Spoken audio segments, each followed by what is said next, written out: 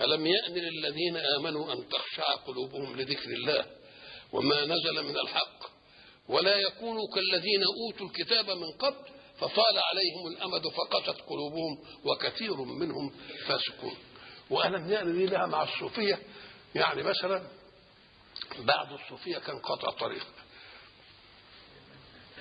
اللي هو الفضيل بن عياض كان قاطع طريق، وبعدين قاعد في الطريق عشان يمر عليه الناس يسلبوا منهم متاعهم خلاص، وبعدين قعد يلتفت على الناس كده فسمع هاتفا يقول ألم يأن للذين آمنوا أن تخشع قلوبهم لذكر الله، فكان طلع السور فراح نزل من السور قال أنا يا رب.